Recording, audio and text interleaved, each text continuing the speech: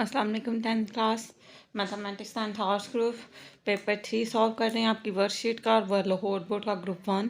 First question है आपके पास question number 1 MCQs का होता है और क्वेश्चन नंबर 2 है आपके पास राइट शॉर्ट आंसर्स तो यानी 6 questions.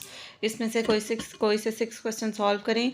P R is equal to 4πr²। Pi की वैल्यू 22/7 दी हुई है, आर की वैल्यू 8 दी हुई है और फाइंड पी आर कहा गया है। तो पहले आप ये क्वेश्चन लिखें जो लिखा हुआ है आपके पास गिवन फॉर्म में। जो क्वेश्चन लिखा हुआ है उसी तरह से लिख देंगे। आपके पास क्वेश्चन लिखा हुआ है P R is equal to 4πr का स्क्वायर। यही क्वेश्चन लिखा हुआ है आपके पास। अब आपने क्या करना है, पाई की जगह 22/7 और आर की जगह 8 करना है। रिप्लेस द वैल्यूज से ही रिप्लेस द वैल्यूज VALUES। ठीक है। पी आर की जगह क्या रखना है आपने 8। ठीक है, ये भी आर है तो यहाँ भी आप 8 रख दें।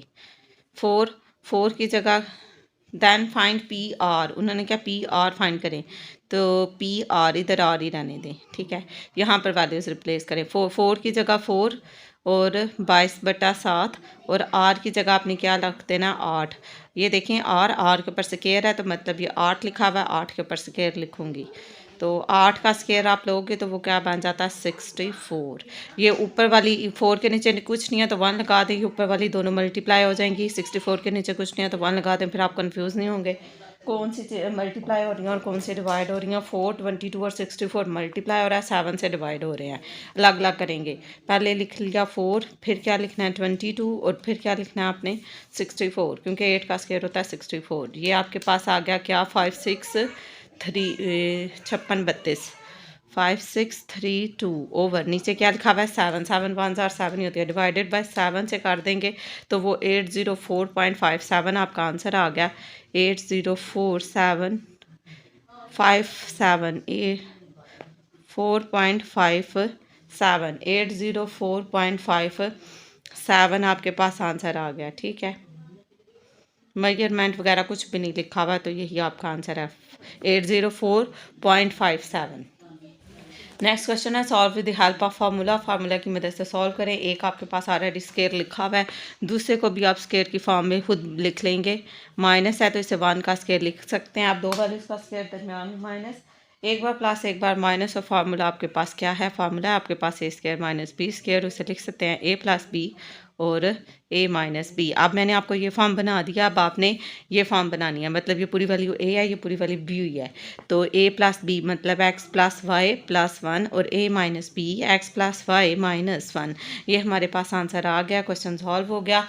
नेक्स्ट अब आप देख लें x की 3 फैक्टराइजेशन तज्जी कीजिए, ही लिखा हुआ है x की 3 + y - xy - x। अब आपने इसमें से सोचना है कि आपने इसमें से क्या चीज़ काम लेनी है और फिर क्वेश्चन सॉल्व करना है। अगर मैं इधर से x y और j एक साथ लिख लूँ तो फिर क्वेश्चन सॉल्व हो सकता है।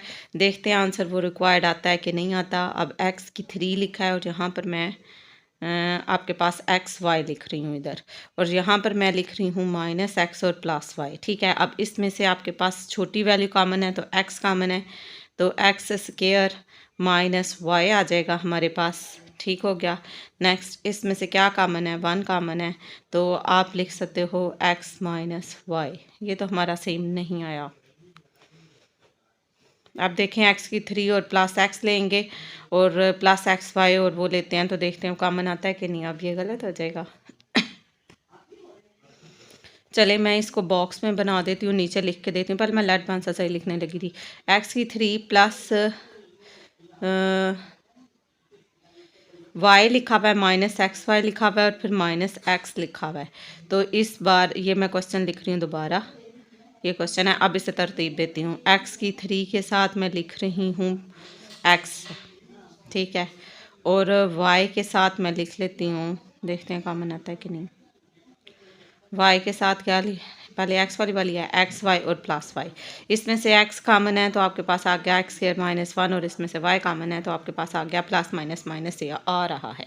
ठीक है, अब x² - 1 को हम लिख सकते हैं एक्स प्लस वन और एक्स माइनस वन, ये एक्स ऐसे ही रहेगा, ये वाई ऐसे ही रहेगा और ये एक्स माइनस वन ऐसे ही रहेगा।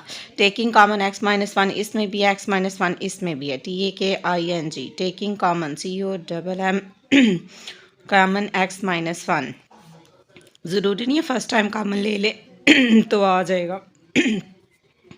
एक्स माइनस वन ये लिखा हुआ है, यहाँ से एक्स माइनस वन मैं कॉमन लेने लगी हूँ, ये देखें एक्स माइनस वन बाहर आ गया, ब्रैकेट में क्या रह गया, इस ब्रैकेट में देखो एक तो ये वाला एक्स रहता है और एक्स प्लस वन रहता है, एक तो ये वाला एक्स रहता है, दूसरा एक्स प्लस वन रहता है, तीसरा फिर आपके पास क्या रहता है, माइनस वाई रहता है जी, बस है ना, ख़त्म हो गया ना।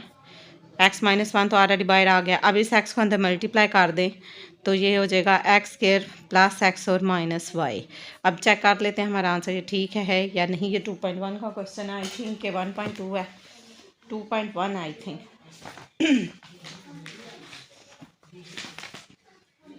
2.1 ही लग रही है मुझे। एक्स की 3 है, फिर प्लस एक्स है, माइनस एक्स, 4 क्वेश्चन है 2.1 का। तो आंसर चेक करते हैं, आंसर यही है कि चेंज है।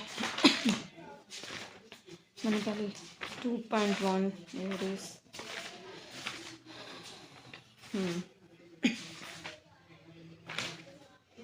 2.1 का question number 4 x minus one x plus x और माइनस 5, हमारा आंसर बिल्कुल ठीक है। तो ये आपका क्वेश्चन सॉल्व हो गया। ये पहले तरतीब दी थी, नहीं कॉमन आ रहा था, इसलिए से मैंने किसी और तरह से तरतीब दी जिस तरीके से ये कॉमन आ जाए। तो ये आपका शामिल नहीं होगा क्वेश्चन में और वर्कशीट पे होगी गलती। चले नेक्स्ट देखें, ये PX लिखा हुआ है, ये दो वैल्यूज़ दो तरह के क्वेश्चन दे दिए हैं एक ही शीट में, एक दफ़ में आउटपुट करना था, एक में P3 फाइंड करना है। PX is equal to x की 5 लिखा हुआ है, माइनस 10 लिखा हुआ है, एक्स की 5 लिखा हुआ है, प्लस 7x लिखा हुआ है और प्लस 6 लिखा हुआ है। Put x is equal to 3, put x is equal to 3, जहाँ जहाँ पर x है वहाँ वहाँ पर 3 रिप्लेस कर दें। 3 की पावर 5 लेनी है, आगे 10 है, 10 की ये 5 और 5 लिख दिया, आई थिंक इधर मैंने कहीं गड़बड़ कर दिया, दो जगह 5 नहीं हो सकता, कहीं एक जगह 3 होगा और एक जगह 5 होगा जहाँ मुझे लगता है।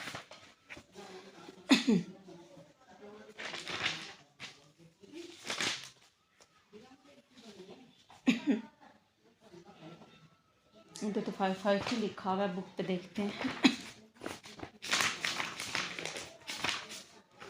ये आपके क्वेश्चन 1.1 में और 2.5 में है ना, ऊपर वाले ऐसा ही था ना।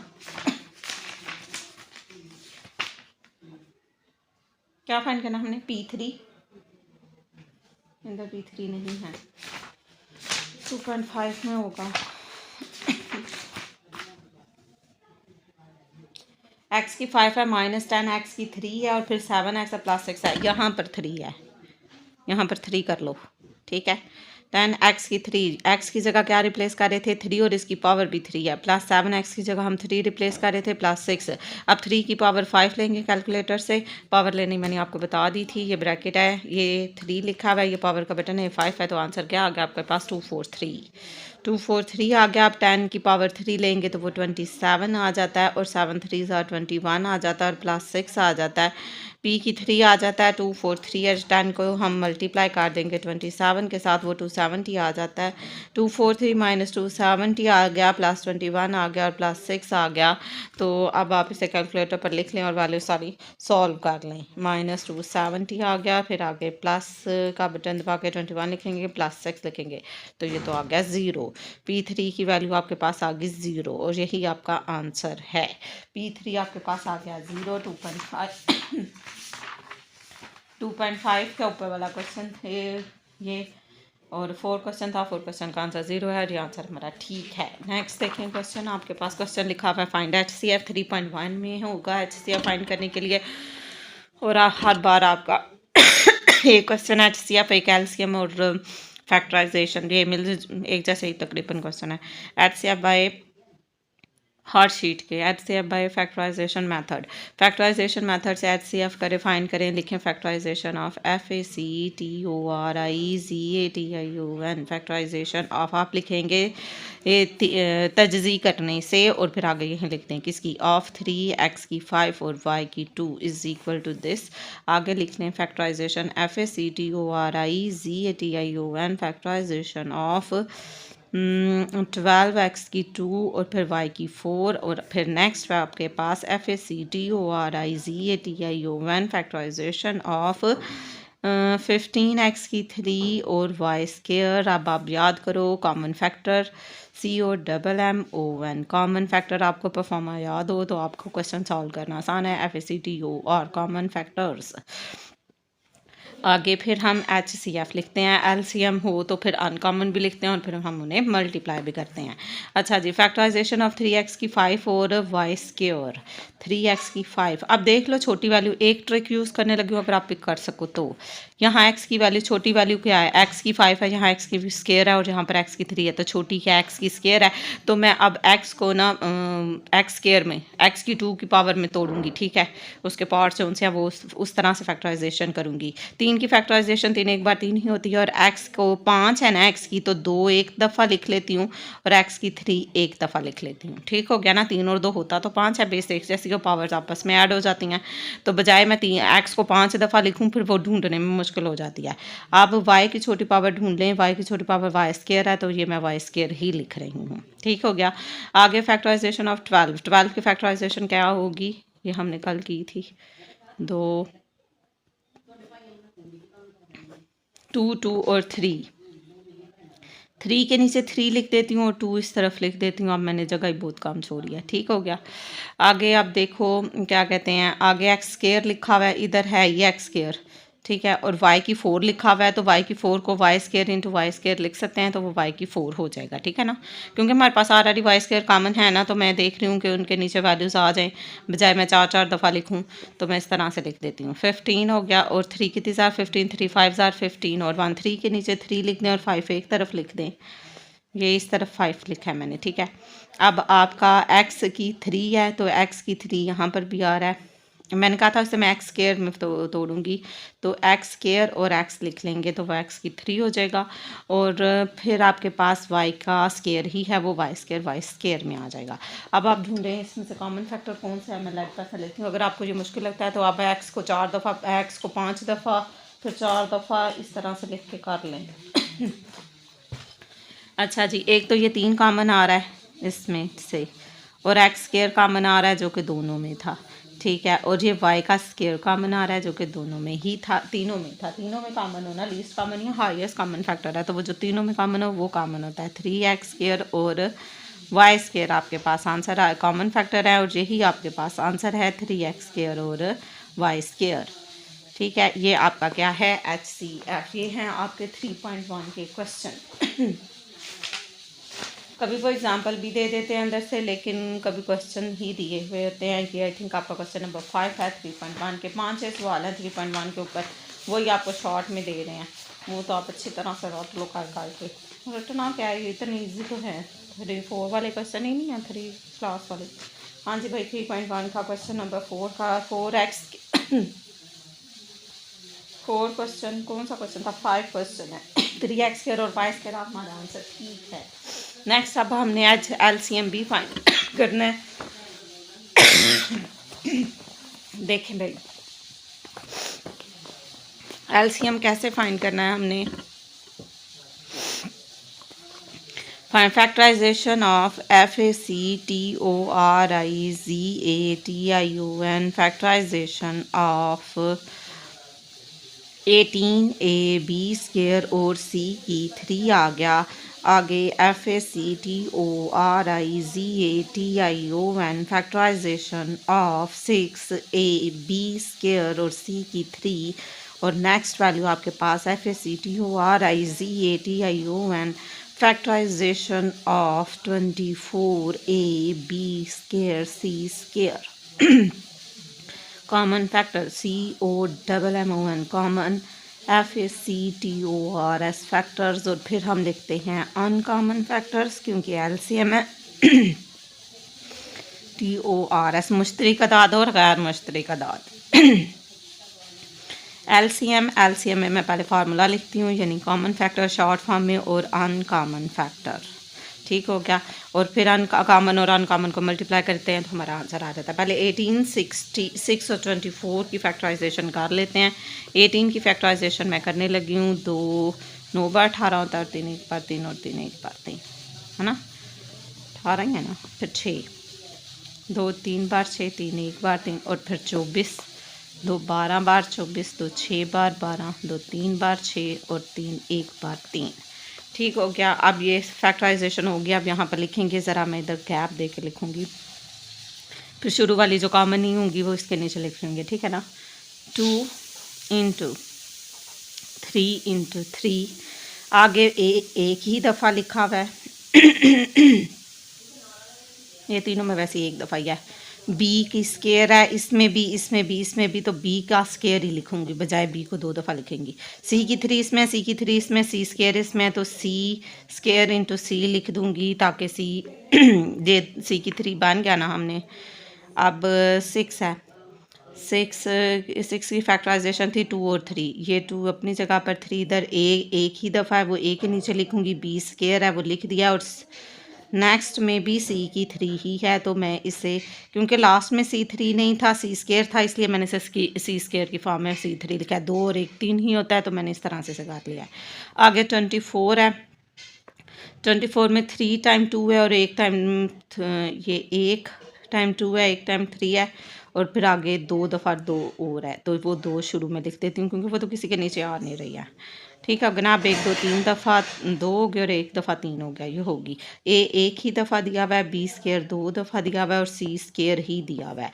अब हम कॉमन फैक्टर निकालने लगे हैं। कॉमन फैक्टर ये 2 है, ये सारों में लीस्ट कॉमन फैक्टर है, तो जो 2 में भी कॉमन हुआ वो कॉमन होगा। ये भी तीनों में है, पहले 3 वाले ढूंढते हैं, ये भी तीनों में है, ये भी तीनों में है, और ये भी तीनों में है, और ये 2 में है, तो ये भी कॉमन होगा। लीस्ट कॉमन फैक्टर है। अब ये कॉमन नहीं होगा, इसके ऊपर 2 में ये नहीं है, ये एक ही लाइन में लिखे हुए हैं। कॉमन फैक्टर में आपके पास आ गया 2 आ गया, 3 आ गया, ए आ गया, बी स्केयर आ गया, सी स्केयर इंटू सी आ गया। जब आप इसे मल्टीप्लाई करोगे तो 6a बी स्केयर और सी की 3 आपके पास कॉमन फैक्टर का आंसर है। अब अनकॉमन फैक्टर में जस्ट 2 और 3 रह गया, और वेरिएबल में से कुछ भी नहीं है। 2 इंटू 2 और 3, तो 2 2 बार 4 4, 3 बार 12 आ गया। तो कॉमन फैक्टर का आंसर था 6a बी स्केयर और सी की 3, और अनकॉमन फैक्टर का आंसर था 12। इन दोनों 12 6 बार 72 होता है, आप मल्टीप्लाई करके देख लें। ए बी का स्केयर और सी की 3 था, ये आपका आंसर आ गया। मैं आंसर चेक करती हूँ कि वाकई ये करेक्ट है या नहीं।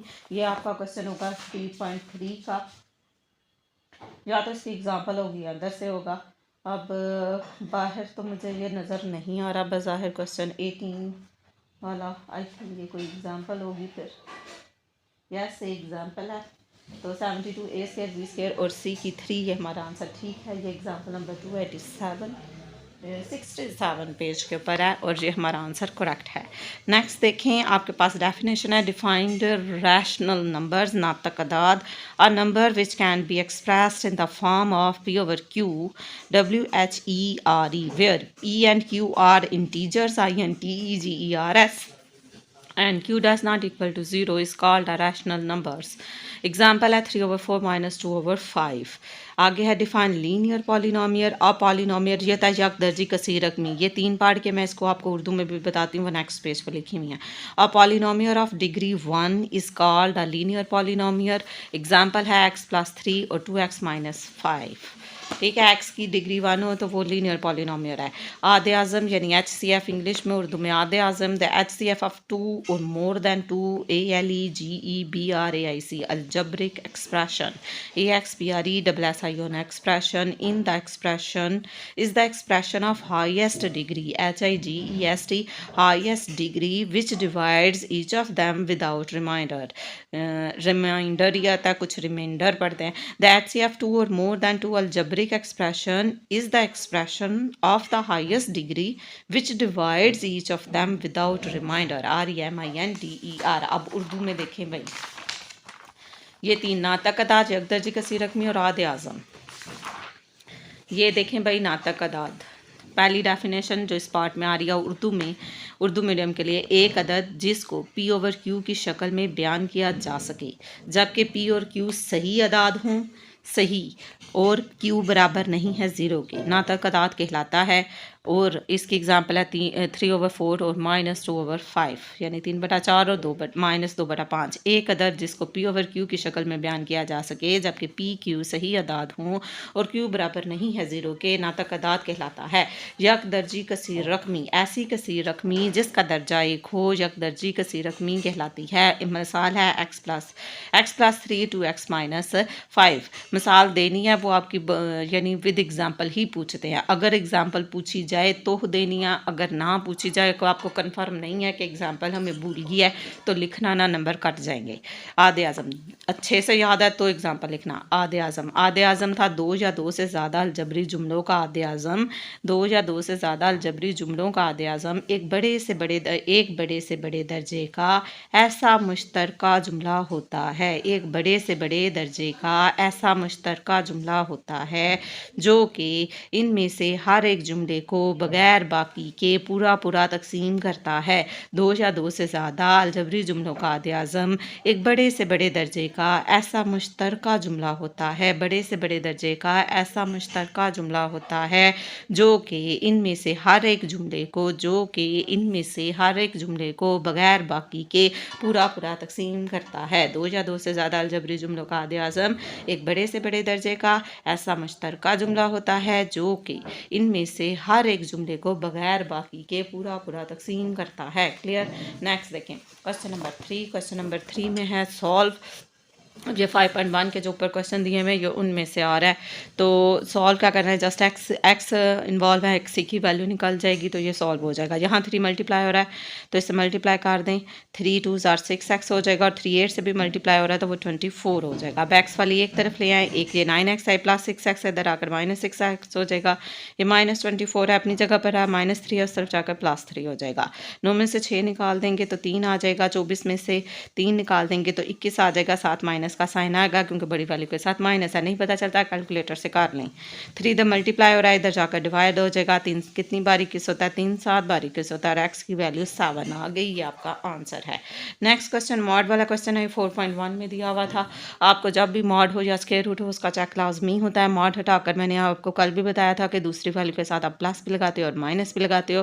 आई थिंक ये कल वाला ही क्वेश्चन लग रहा है मुझे। 2x - 3 = 5 आ जाएगा और 2x - 3 = -5 आ जाएगा। यहाँ से x की वैल्यू निकालेंगे, 2x अपनी जगह पर, 5 अपनी जगह पर, -3 उस तरफ जाकर +3 हो जाएगा तो ये आपके पास 8 हो जाएगा। 8 को 2 पे डिवाइड कर देंगे तो आपके पास 4 आ जाएगा। इसी तरह आपके पास 2x -5 है तो ये +3 हो जाएगा। 2x = -2 हो जाएगा और x -2/2 हो जाएगा और x -1 हो जाएगा। अब हमने चेक करना है तो हम चेक करेंगे CHEC के चेक के अंदर आपने क्या करना है, तो ये 2x - 3 हमने लिख लिया = 5 लिखेंगे। तो पहले इससे पुट x = 4 के लिए चेक करेंगे। 2 इधर है, 4 इधर और -3 है, ये मॉड की लाइन्स हैं, ये ऐसे ही लिखी जाएंगी। 8 - 3 आ गया, 5 में से 5 कर देंगे तो आपके पास 5 आ जाएगा। ठीक है, ये सेटिस्फाइड हो गया। मतलब सोल्यूशन सेट में आप क्या लिखोगे, एक वैल्यू तो आपके पास 4 आ जाएगी। नेक्स्ट देखें 2x - 3 आ गया = 5, तो पुट x = -1। अब आपने x की जगह पर -1 रिप्लेस करना है। वो देखें कैसे करना है। 2 अपनी जगह पर, x की जगह आप -1 लिखोगे, ये -3 हो गया, ये मॉड हो गया, ये 5 हो गया। ये -2 और -3 हो गया तो ये -5 हो गया। मैंने आपको बताया था कि ये मॉड की प्रॉपर्टी होती है कि -a बराबर होता है पॉजिटिव a के। ठीक हो गया, ये मॉड की प्रॉपर्टी है। तो ये सेटिस्फाइड ही कंसिडर होगा। दोनों चीज़ें, ये भी सेटिस्फाइड है SATIS FIED, ये भी SATIS FIED सेटिस्फाइड है। तो सोल्यूशन सेट में 4 भी आ जाएगा और -1 भी, क्योंकि ये दोनों वैल्यू रख के क्वेश्चन सेटिस्फाइड आया। आपका आंसर ये ठीक होगा। अब आपके पास क्वेश्चन है 3 रकमों वाला, फैक्टराइजेशन एंड पे 0 भी है, मतलब इसके पेयर बनेंगे। 3 को 3 से मल्टीप्लाई करें तो 9 आएगा। प्लस माइनस करें तो 8 आना चाहिए, मल्टीप्लाई करें तो 9 आना चाहिए। 9 1 ज़ार 9 मैंने एक ही बार किया है, तो बड़ी वाली के साथ वो साइन होता है जो मिड में है। मिड में अगर मैं इसके साथ माइनस और इसके साथ अब प्लस लगाऊंगी तभी 8 आएगा। अगर मैं इधर माइनस लगा दूंगी तो फिर तो ऐड हो जाएंगी वैल्यू। तो अब मुझे पेयर मिल गए हैं तो मैं लिखने लगी हूँ 3x² माइनस 8x माइनस 3। एक बार मैंने क्वेश्चन बड़ा करके दोबारा लिख लिया है। अब 8 की फैक्टराइजेशन हो गया, मिड टर्म ब्रेक हो गया, उसकी जगह मैं लिख रही हूँ आपके पास, ठीक है, आप लिख सकते हो +x minus 9x minus 3 is equal to 0। इसमें से x कॉमन है तो 3x + 1 आ जाएगा। इसमें से 3 कॉमन है तो 3x माइनस माइनस प्लस हो जाएगा, तो ये आ जाएगा आपके पास 3x + 1 हो जाएगा और x माइनस 3 हो जाएगा इज इक्वल टू 0 हो जाएगा। 3x + 1 इज इक्वल टू 0 हो जाएगा और x minus 3 is equal to 0 हो जाएगा। x की वैल्यू 3 हो जाएगी। 3x is equal to -1, x is equal to -1/3। ये आपके पास आंसर आ गए। जब इक्वल टू 0 लिखा हो तो दो आंसर आते हैं आपके। एक आपके पास आंसर आया -1/3 और एक आपके पास आंसर आया 3। ये दो आपके आंसर हैं। ठीक हो गया। नेक्स्ट क्वेश्चन है। नेक्स्ट क्वेश्चन आपके पास 5x² 5x is equal to x² + 6 लिखा हुआ है। पहले आप इसे यानी क्वाड्रेटिक फॉर्म में बनाएंगे। पहले x² होगा, फिर x की वैल्यू और फिर कांस्टेंट। तो ये 5x इधर ले जाऊंगी तो ये माइनस हो जाएगा इस तरफ जाकर, तो साथ इधर 0 आ जाएगा। अब इसे तरतीब दे लें, -5x + 6 इज इक्वल टू 0, क्योंकि x वाली मिड में होती है। और जब 0 आ जाए तो आपको पता है कि आपने पेयर भी 3 रकमे हैं तो पेयर भी बनेगी और x की वैल्यू भी निकलेगी। मल्टीप्लाई करें तो 6 आए और प्लस माइनस करें तो 5 आ जाए। तो ये लें 6 1 ज़ार 6 करेंगे, इस तरह से भी करेंगे तो ये -6 और ये +1 है। पहले मैं लेड पेंसिल से बना कर देखती हूँ x², क्योंकि इसके 3 और 5 भी बनते होते हैं किसी किसी में। तो +x आ रहा है, -6x आ रहा है और फिर +6 आ रहा है। इसमें से x कॉमन है तो ये x + 1 हो जाएगा और इसमें से अगर 6 कॉमन लिया जाए, दरमियान में साइन माइनस का आ रहा है, इधर प्लस का आ रहा है, मतलब ये पेयर नहीं बनेंगे। तो आप इसको रिजेक्ट करके अब दूसरा पेयर तलाश करेंगे। दूसरे पेयर है आपके 2 3 ज़ार 6 होता है, दोनों के साथ माइनस का साइन लगेगा तो -5 बन जाएगा। तो अब आप इसे मैं बॉल पेन से ही लिख लेती हूँ। ये x² आ गया, -2x आ गया और -3x आ गया, +6 आ गया इज इक्वल टू 0। इसमें से x कॉमन है तो ये x -2 हो जाएगा। इसमें से 3 कॉमन है तो x + -3 दो बार से। अब ये x -2 और x -3 इज इक्वल टू 0 आ जाएगा। दो वैल्यूज निकलेंगी, x -2 इज इक्वल टू 0 और x -3 is equal to 0। x is equal to +2 हो जाएगा इक्वल के, तो दूसरी तरफ जाकर ये +3 हो जाएगा। तो सोल्यूशन सेट में आप दो वैल्यूज लिखोगे, एक तो आपके पास 2 आ गई और एक आपके पास 3 आ गई और यही आपका आंसर है। ठीक हो गया। ये था क्वेश्चन नंबर 3 के 4 सवाल अभी हमने हल किए। आगे देखिए 5वां सवाल वो मल्टीप्लिकेशन वाला आ रहा है। पिछले शीट में भी मल्टीप्लिकेशन थी, इसमें भी मल्टीप्लिकेशन आ रही है। Find the product of the matrix. मैंने आपसे कहा था मल्टीप्लाई करने से पहले ऑर्डर देख लिया करें। 2 रोज 2 कॉलम है, 2 रोज 2 कॉलम है, मिड टर्म सेम है ये वाली लाइन, तो मतलब एक ही रो और दूसरे का कॉलम, एक का कॉलम दूसरे की रो बराबर आ रही है, मतलब मल्टीप्लिकेशन पॉसिबल है। अब आप क्या करोगे, अब आप क्वेश्चन सॉल्व करेंगे। अब ये मैं रेस कर रही हूँ, मुझे ये तो पता चल गया कि मल्टीप्लिकेशन पॉसिबल है। मल्टीप्लाई करने का तरीका, फर्स्ट रो को फर्स्ट कॉलम के साथ देते हैं, ये आपकी फर्स्ट रो होगी और ये आपके पास फर्स्ट कॉलम हो गया। ठीक है, मैं फर्स्ट रो को फर्स्ट कॉलम के साथ देने लगी हूँ। -3 को मैं मल्टीप्लाई करने लगी हूँ 2 के साथ। ठीक है, नेक्स्ट मल्टीप्लाई तो मैं प्लस आएगा, 2 को मल्टीप्लाई करने लगी हूँ -1 के साथ। ठीक हो गया। फर्स्ट रो को अब सेकंड कॉलम के साथ देने लगी हूँ, उसके ऊपर मैं टिक लगा लेती हूँ। -3 को मैं मल्टीप्लाई करने लगी हूँ 5 के साथ और +2 को मल्टीप्लाई करने लगे हैं हम 3 के साथ। ये हो गया। अब नीचे वाली वैल्यू, नीचे वाली पर आ जाएं। फर्स्ट रो हमारी कंप्लीट हो गई है। अब यही प्रोसेस जो हमने फर्स्ट रो के साथ किया था, इसी तरह हमने सेकंड रो के साथ करना है। मतलब सेकंड रो 4 को मल्टीप्लाई करना है हमने ये -1 था, -1 के साथ 2 को, ठीक है ना। 4 को हमने दिया -1 के साथ, +1 को हमने दिया -1 के साथ। इसी तरह 4 को दिया 5 के साथ और 1 को भी दिया 3 के साथ। 1 को मल्टीप्लाई कर दिया 3 के साथ और ये आपका ब्रैकेट होगी 3। ये -a माइनस तो प्लस हो जाएगा 3 प्लस माइनस -2 1 ज़ार 2 4 -4 और प्लस माइनस -1। ठीक है, ये मैंने नीचे तो जगह छोड़ी इतना बड़ा लिखे। 5 3 ज़ार -15 और +3 2 आर 6 5 4 आर 20 और 3 1 आर 3। तो ये मेरा आंसर तो आ रहा है, यहाँ पर आ रहा है 1, यहाँ पर बी आ रहा है, यहाँ पर आ रहा है -5, यहाँ पर 15 में से 6 निकाले 7 8 9 10 11 12 13 14 15 9 आ रहे हैं और यहाँ पर 23 आ रहा है। 20 और 3 23 ही होता है, दोनों ऐड हो रहे हैं। ये नीचे लिखना था, जगह नहीं थी, इधर लिख दिया। अब ये मैं आंसर चेक कर देती हूँ आपको। ये है हमारा मल्टीप्लिकेशन है 6.4 में, है ना। 6.4 में मल्टीप्लिकेशन है। देखते हैं ये कौन सा वाला क्वेश्चन उन्होंने दिया हुआ है। आंसर चेक कर लेते हैं। ये नोबल है तो आंसर में आपको दिया हुआ है -3 2 रोज 2 कॉलम है ना हमारे पास। 2 ने क्वेश्चन तो दिया ही नहीं बा। ये है -3 to 4 -1 -1 जस्ट 12 क्वेश्चन है 6.4 का। अब आंसर हम देख लेते हैं जल्दी से। 12 क्वेश्चन 6.4 का 12 क्वेश्चन है। 1 -9 -3 और 17। यहाँ प्लस माइनस की मिस्टेक है।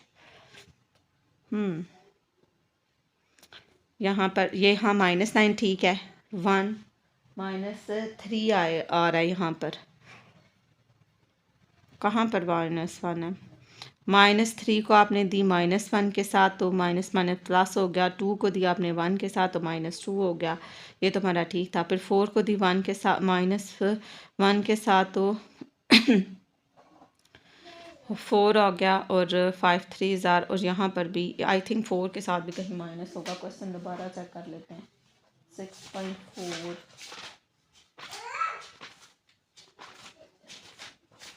इधर गया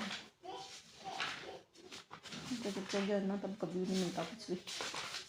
ये है -3 है, 2 है, 4 है और यहाँ पर -1 है। मैंने -1 नहीं लगाया तो जो इस तरह हमने लिखा है हमारा यही आंसर ठीक है। और अगर -1 लगा होगा तो आंसर डिफरेंट आएगा। और अगर -1 नहीं है लेकिन -1 था पेपर में, मुझसे मिस हुआ है, तो हम यहाँ पर -1 लगा कर तो अपना क्वेश्चन ठीक कर लेते हैं।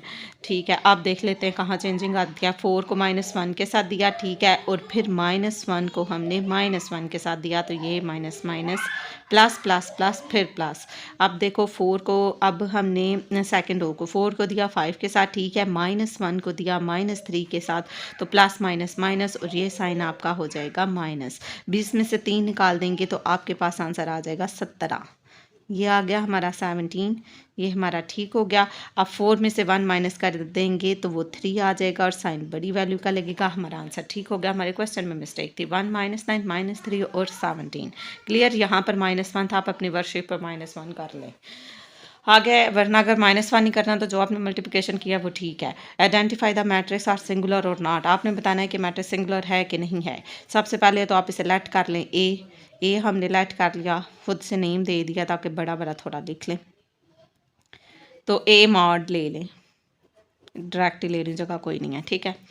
मॉड 2 स्ट्रेट लाइन में लिखते हैं और दरम्यान माइनस लगता है। जब आप ले रहे हो ए को बी के साथ माइनस, ए को आप मल्टीप्लाई कर रहे हो बी के साथ, दरम्यान में माइनस का साइन लगता है, और बी को आप मल्टीप्लाई कर रहे हो ए के साथ, ठीक है। इससे ए -ab और -ab लिख सकते हैं। तो -2ab आ रहा है आपके पास, तो ये 0 नहीं आ रहा, डज नॉट इक्वल टू 0, तो नॉन सिंगुलर SINGULAR। वो पूछ रहे थे इज इट सिंगुलर और not, it is not singular. इस तरह भी लिख सकते हैं या नॉन सिंगुलर भी लिख सकते हो, क्योंकि अगर 0 आता तो सिंगुलर होती। नेक्स्ट है डिफाइन लीनियर इक्वेशन यानी खती मसावात। An equation that can be written in the form of ax + b is equal to 0। A बराबर नहीं है 0 के, where a and b are constant, CONSTANT, and x is a variable. वो तो पता है x वेरिएबल है, ABC वाले लफ्ज़ वेरिएबल है और ABC उसके कोफिशिएंट है या कांस्टेंट है। इस called a linear equation in one variable. तो ऐसी इक्वेशन को लीनियर इक्वेशन कहते हैं विद वन वेरिएबल के लिहाज से। डिफाइन, क्योंकि इसमें एक ही x है, x एक ही वेरिएबल यूज़ है, अगर y होता तो फिर 2 वेरिएबल होते, इधर एक ही है। डिफाइन मैट्रिक्स कहते हैं कॉलम को। और रेक्टेंगुलर अरे होता है तरतीब, RECTANGULAR अरे ऑफ नंबर्स की ऐसी तरतीब, ENCLOSED enclosed by a pair of brackets, जो कि ब्रैकेट्स में लिखी जाती है, ब्रैकेट्स के पेयर में, and subject to certain rules, और जो द वैल्यूज़ लिखी जाती हैं वो एक रूल के तहत लिखी जाती हैं, कॉल्ड अ मैट्रिक्स, उसे मैट्रिक्स कहते हैं। रेक्टेंगल मुस्ततीली तरतीब, a rectangular array of number enclosed by a pair of brackets and subject to certain rule is called matrix. ठीक है, इसे मैंने खुद से ए का नाम लिख दिया और 1 2 3 4 मैट्रिक्स ये एग्जाम्पल के तौर पर लिख दी गई हैं। अच्छा जी, अब है ज़ीरो और नल मैट्रिक्स, सिफरी column. If all elements in the matrix are zero, अगर किसी एलिमेंट्स में तमाम एलिमेंट्स यानी मैट्रिक्स में तमाम एलिमेंट ज़ीरो हों, the matrix is called a zero, इसको ज़ीरो मैट्रिक्स भी करते हैं, और उसका दूसरा नाम है नल मैट्रिक्स, और इसे नल मैट्रिक्स भी कहते हैं। इसे ओ से ही रिप्रेजेंट किया जाता है और इसमें तमाम एलिमेंट ज़ीरो ज़ीरो ज़ीरो होंगे। ठीक है, अब इसकी उर्दू में डेफिनेशन है, उर्दू वाले इसके नीचे ही लिख लें, ज़ीरो मैट्रिक्स के नीचे अगर किसी कॉलम में तमाम अरकान सिफर हों तो वो सिफरी कॉलम कहलाता है। अगर किसी कॉलम में तमाम अरकान सिफर हों तो वो सिफरी कॉलम कहलाता है। एग्जाम्पल है O is equal to zero zero zero zero. आगे दो मैट्रिक्स है, हती मसावात और कॉलम की उर्दू में डेफिनेशन देख लें।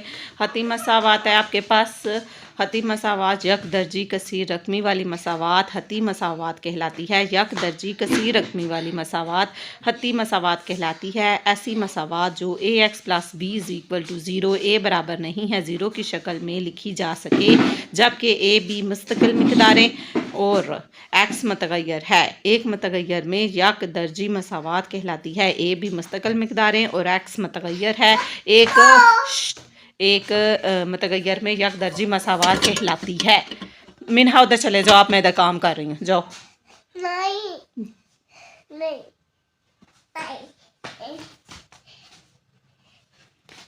यक दर्जी कसीर रकमी वाली मसावात हती मसावात कहलाती है। ऐसी मसावात जो a x plus b is equal to zero, a बराबर है ज़ीरो की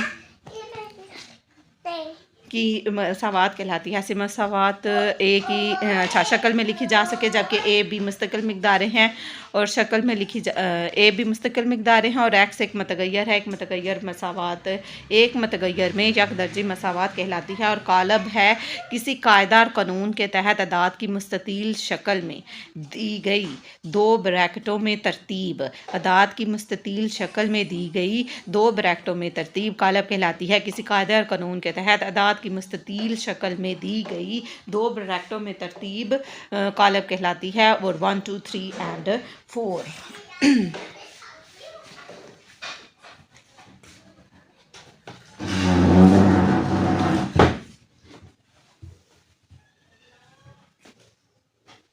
ठीक। अब नेक्स्ट देखें हमारे पास नेक्स्ट जो उनसे है हमारे क्वेश्चन कितने सॉल्व हुए हमारे, अभी 2 क्वेश्चन सॉल्व हुए तो 4 क्वेश्चन है आपके पास। Find the third side of the right angle triangle A B C और हाइपोटेनियस। इसमें अब आपके पास आपने पढ़ा था C square is equal to A square plus B square. Replace the value, C की वैल्यू 13 दी हुई है वो उसका स्क्वायर लिख लेंगे, ए की वैल्यू आपके पास 5 दी हुई है वो मैं उसका स्क्वायर लिख रही हूँ। और फिर आपके पास बी की वैल्यू आपके पास नहीं है, बी स्क्वायर की जगह बी स्क्वायर लिख लूँगी। 5 का स्क्वायर 25 होता है और 13 का स्क्वायर आई थिंक 169 होता है। Where is my calculator? 13 का आप स्क्वायर ले लेंगे तो वो 13 का स्क्वायर 169 हो जाता है। 169 है और plus B square as it is आ जाएगा। 169 माइनस 25 हो गया और बी का स्क्वायर हो गया।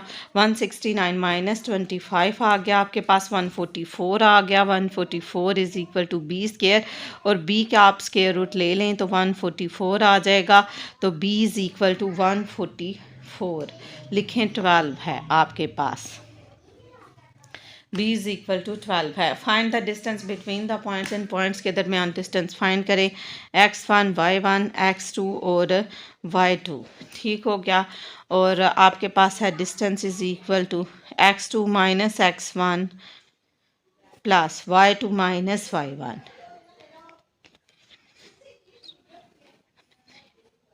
x2 की वैल्यू है -2 और x1 की वैल्यू है 7। इसका होल स्केयर प्लस y2 की वैल्यू है 3 और y1 की वैल्यू -1 है, दरमियान में भी माइनस है तो माइनस माइनस प्लस हो जाएगा और इसके ऊपर आ गया स्केयर रूट। -2 + 7 5 हो जाता है, 5 का स्केयर 25 हो जाएगा, 3 और 2 ये भी 5 और 5 का स्केयर 25 हो जाएगा, ये भी 25 आ गया और ये भी 25 आ गया। 25 और 25 50 आता है तो स्केयर रूट 50 आपके पास डिस्टेंस आ गया। ठीक हो गया। आप चाहे इस तरह लिखने, चाहे 50 को मज़ीद फैक्टराइजेशन करना चाहें तो आप कर सकते हैं। आई थिंक आपकी बुक में इसी तरह से लिखा हुआ होगा, अगर तो ये बुक के अंदर से सवाल है तो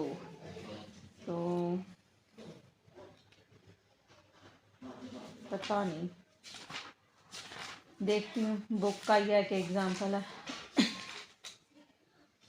क्वेश्चन है आपके पास 7 -2 और 3 2 -2 है तो आंसर आपका क्यों गलत है? x2 -2 x1 7 है तो यहाँ माइनस था ना, -7 5 और 2 की 7 8 और 1 9 9 का स्केयर क्या होता है 81 + 25 106 आ गया आंसर, यही आपका आंसर है 106। यहाँ 7 है, यहाँ माइनस था, माइनस माइनस प्लस तो 9 हो गया, 9 का स्केयर लिया 8 हो गया, 81 हो गया, ये 81 हो गया और फिर 81 + 25 किया तो आपके पास आंसर आ गया। नेक्स्ट देखिए, ये लिख लिया, मैं बोल तो रही हूँ आपको समझ तो आ गई होगी। 7 और 2 9 हो गया। आगे ओहो ये अब ग्राफ बनाना पड़ेगा। लोकेट द कोऑर्डिनेट प्लेन, ये भी एक लाजमी क्वेश्चन आ रहा है ग्राफ वाला, जो आपने पॉइंट को जस्ट रिप्रेजेंट करना है। कल मैंने ब्लैक से बनाया था। 1 3 5 और 7 तो 5 का टेबल ले लेती हूँ, नहीं फिर 7 नहीं आएगा आपके पास। 1 3 5 और 7 तकरीबन 4 रकमें लिखनी पड़ेंगी, तो फिर मैं ये छोटी सी बनाती हूँ तो क्लोज लिख लें। यहाँ बना रही हूँ, ठीक है, अगर बड़ी भी होगी तो ऊपर सही हो गया। कार्टेशियन प्लेन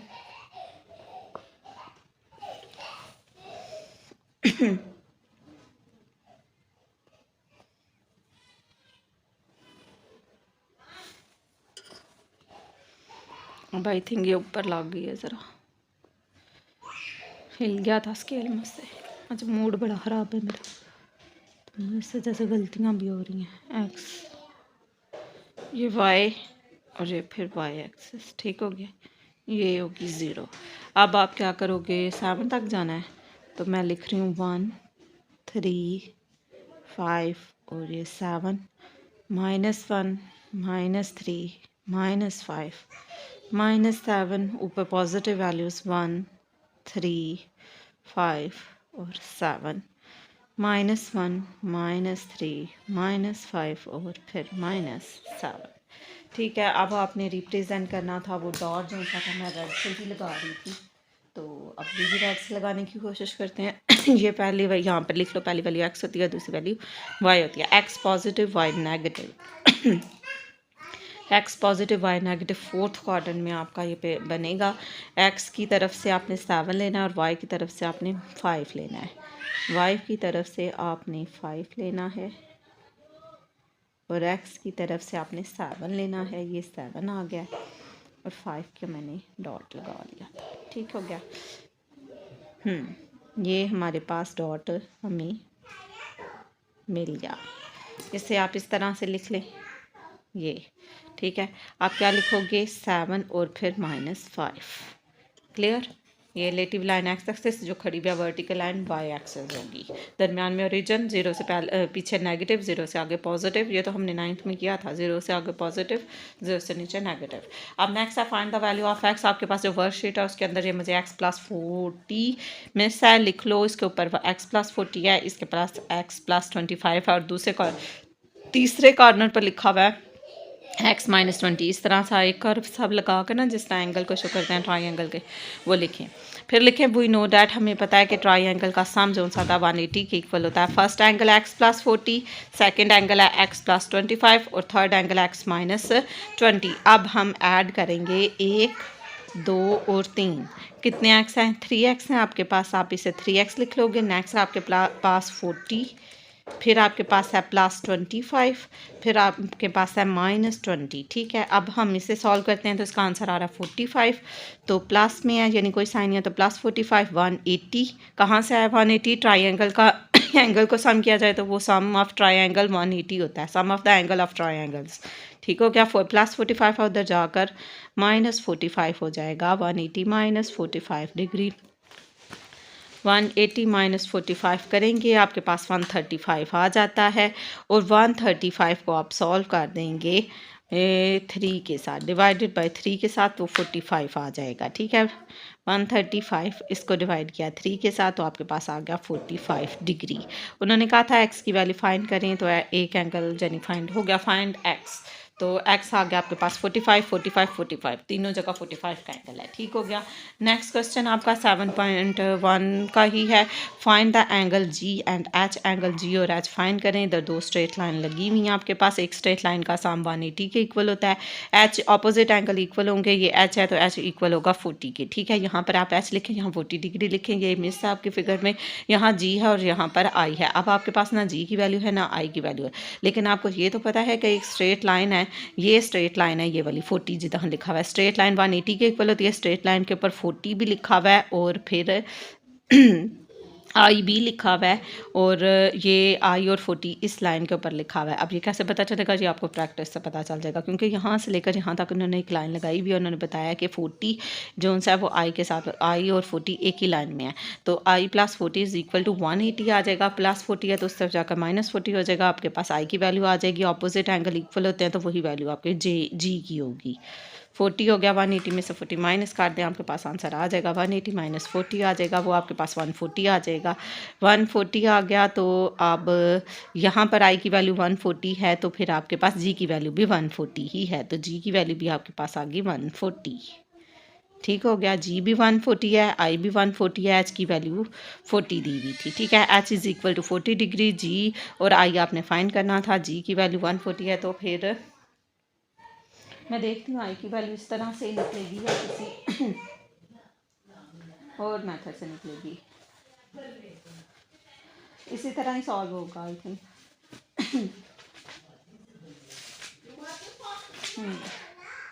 इसी तरह ही सॉल्व हो गया आपके पास। जी की वैल्यू 140, आपका आंसर ठीक है, यही आपका आंसर है। ठीक हो गया, क्वेश्चन सॉल्व हो गए। ये 5 क्वेश्चन थे, 5th क्वेश्चन आपके सॉल्व हो गए। सेकंड आगे सारी डेफिनेशन हैं जी। Most important definition, define tangent of the circle.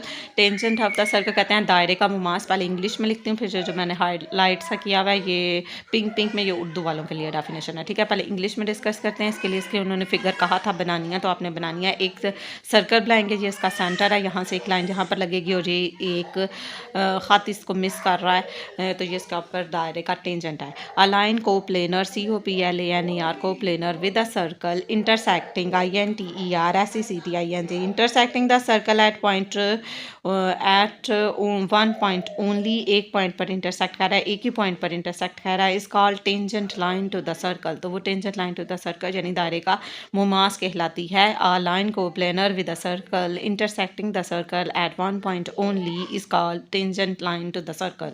अब उर्दू में देखें, दायरे के साथ हम सतह, ऐसा हाथ, हम सतह मतलब उसी जगह पर, उसी सतह पर जहाँ दायरा है, दायरे के साथ हम सतह ऐसा ख़त जो दायरे को एक नुक्ते पर मिस करता है, यानी कता का इंटरसेक्ट करता है, मिस करता है, दायरे का मुमास कहलाता है। और ये नुक्ता जिस पर ख़त मुमास दायरे को मिस करता है, नुक्ता मुमास कहलाता है।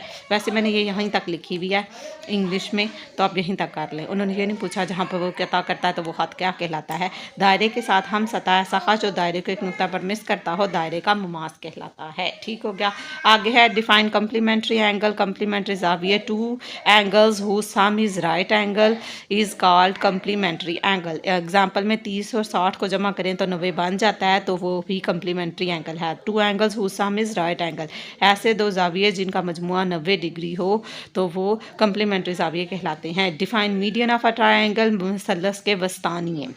मीडियंस था तो मैंने वस्तानिया लिख दिया था, फिर मैंने इसे करेक्ट करके वस्तानिये लिखा है। इंग्लिश में पहले पढ़ूंगी डेफिनेशन, वो देख लें। अब median of a triangle is a line segment, ये एक लाइन सेगमेंट होती है joining a vertex to the mid point, जो कि वर्टेक्स को मिड पॉइंट से ज्वाइन करते हैं, of the side opposite to the vertex की ऑपोजिट साइड पर। A median of a triangle is a line segment joining a vertex to the mid point of the sides opposite to the vertex, mid point of the sides opposite to the vertex. मसला फिसागोरस यानी define Pythagoras theorem, the square of the hypotenuse of a right angle triangle is equal to the sum of the square of the two sides.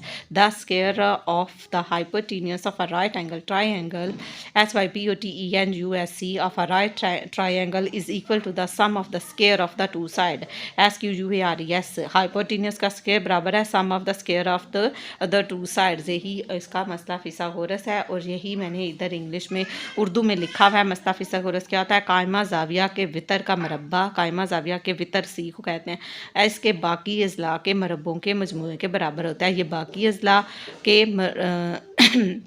मजमुआ मतलब जमा, मरबा मतलब square, ठीक है। इसके अजला के मरबों के मजमूए के बराबर होता है, अजला के मरबों के मजमूए के बराबर होता है। कायमा जाविया के वितर का मरबा इसके बाकी अजला के मरबों के मजमूए के बराबर होता है। C is equal to a square plus b square, जो उर्दू वालों ने भी लिखना है, इंग्लिश वालों ने भी नीचे c square is equal to a plus b square लिखना है। अब हमारा रह गया डेफिनेशन, कौन सी हमने उर्दू में डिस्कस नहीं की? मसलस के वस्तानिये, ठीक है। मसलस के वस्तानिये की उर्दू में डेफिनेशन देखिए, किसी मसलस का वस्तानिया वो कि तहत होता है, लाइन सेगमेंट को कि तहत कहते हैं ना, वो कि तहत होता है जो मसलस के रास को इसके मुखालिफ ज़िला के वस्ती नुक्ता से मिलाता है, जो मसलस के रास को इसके मुखालिफ ज़िला के वस्ती नुक्ता से मिलाता है। इसी मसलस का वस्तानिया वो कि तहत होता है जो मसलस के रास को इसके मुखालिफ ज़िला के वस्ती नुक्ता से मिलाता है। ये आपका क्वेश्चन लाहौर बोर्ड पहला ग्रुप कंप्लीट हो गया। आई होप आपको समझ आ गई होगी। उर्दू और इंग्लिश मीडियम के लिए डेफिनेशंस थी इकट्ठी। आप इनके क्वेश्चन की प्रैक्टिस करें। चैनल पर नया तो चैनल को सब्सक्राइब कर दें, वीडियो अच्छी लगे तो लाइक कर दें और शेयर भी करें, ठीक है। इंशाल्लाह नेक्स्ट वीडियो में फिर मिलेंगे। ओके, अल्लाह हाफिज़।